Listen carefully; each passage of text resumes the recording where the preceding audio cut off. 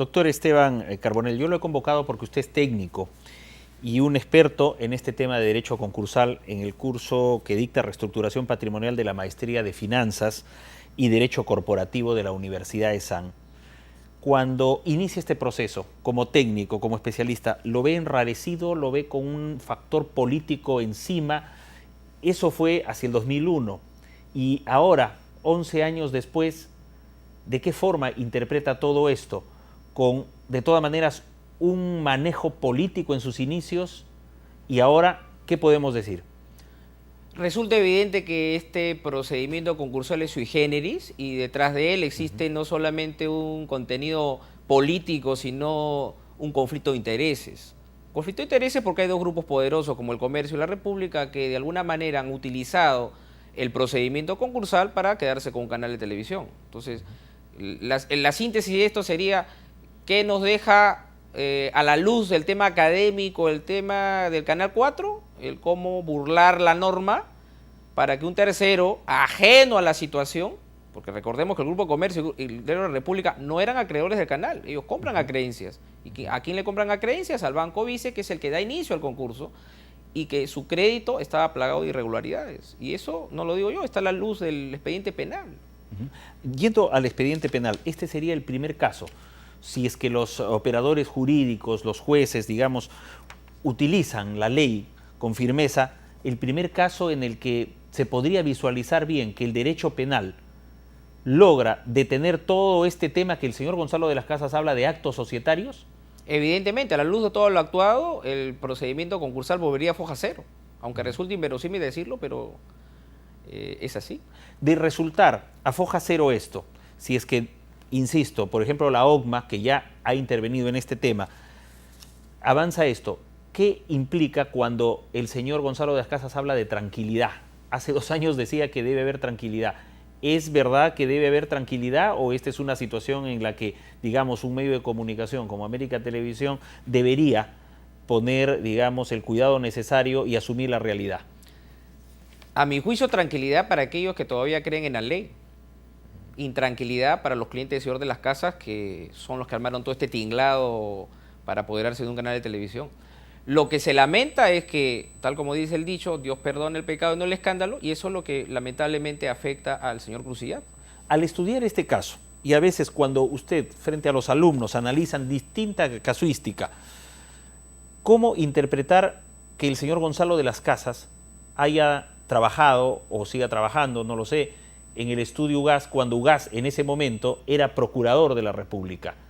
¿Por qué razones éticas de este tipo no se vislumbraron, no se tocaron en ese momento, o qué conoce al respecto frente a este tipo de relaciones?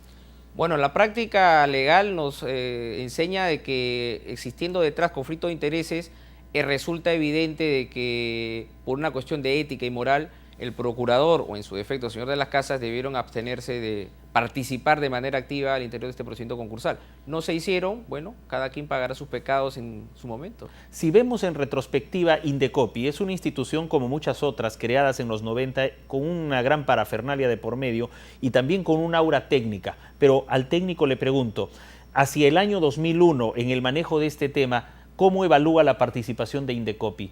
Ya sea por los miembros que tenía Indecopi o de repente ese poder político que de todas maneras rodea las instituciones.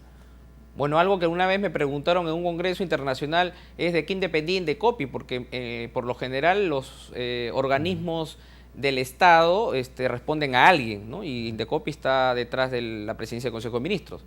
La labor de Indecopi desde mi punto de vista, para este caso sui generis y en especial, fue pésima, ¿no? Pésima, y recordemos que el presidente del directorio en aquella época, recordado señor César Almeida, respondía a los mandatos del que era presidente en ese momento, que era Alejandro Toledo. Recuerdo, ¿quién dirigía Indecopi en ese momento? ¿Almeida? Almeida, justamente.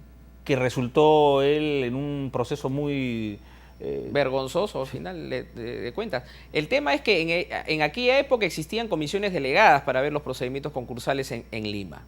Y a la entrada de este señor, si hacemos un poco de memoria, se eliminan las comisiones delegadas, se crea una comisión central y en esa comisión central se manejó todo el procedimiento concursal de Canal 4. ¿Qué le dice el olfato político, a pesar que es técnico el doctor Esteban Carbonell, Si Almeida, que era asesor personalísimo de Alejandro Toledo y resulta en Indecopi, si es que ya está visualizado con los documentos que aquí se han mostrado en una notaría donde el señor Bertini de alguna forma reconoce pues esos llamados del señor Toledo persistentes, ¿qué le dice su olfato técnico a usted, doctor, en el sentido de Indecopi? ¿Hubo manipulación política? Evidentemente sí. Y eso se ve en la luz del propio expediente técnico del procedimiento concursal y que se ve reflejado en el proceso penal abierto hasta la fecha, que ha durado estos largos 12 años. Si tenemos toda esta visión en este momento, todo este análisis, a la luz de una sentencia, doctor, usted seguramente la debe conocer porque este caso ya tiene algunos días, me refiero a la resolución del segundo juzgado penal liquidador transitorio. ¿Qué es lo que deviene frente a esto? Porque se habla de plazos de 5 días, de 10 días. ¿Cómo se debería ejecutar esta sentencia a la luz de todo lo visualizado hoy? Sí, evidentemente he sido consultado a la luz del tenor de esa resolución y evidentemente el encargado, el llamado a ejecutar la resolución tendrá que tomar las precauciones del caso para no ser burlado y no se le diga pues que no hay acciones o que las acciones valen cero como erradamente se ha mencionado. El poder es muy fuerte, el poder económico de grupos. Yo quiero leer esto, doctor Esteban, y quiero su interpretación. Cuando esta sentencia dice en el punto 3, poner en conocimiento del inicio del presente procedimiento al Ministerio Público, Procuraduría Pública, a los miembros de la Junta de Acreedores, bueno, a las hijas del señor Crucillat, y las que han sido solicitadas por la parte requirente a fin de que en el término de 5 días hábiles se pronuncien sobre lo solicitado y, de ser el caso, presenten los medios de prueba que estimen pertinentes. Ya pasaron esos 5 días, pero cuando se refiere al Ministerio Público, a la Procuraduría, a la Junta de Acreedores, ¿esto realmente lo ve que se pueda hacer frente a un poder económico tan grande? ¿Cuál es el papel de estos que son requeridos por este juzgado como el Ministerio Público y la Procuraduría Pública? ¿Cree realmente que podrán ellos enfrentar a un grupo tan grande como América Televisión? Bueno, es que no se trata de enfrentar grupos económicos, se trata de llegar a la verdad.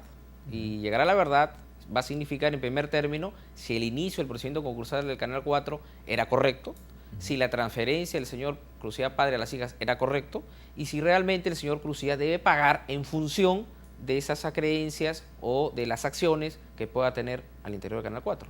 Eso es lo que se busca al final. No se busca inmacular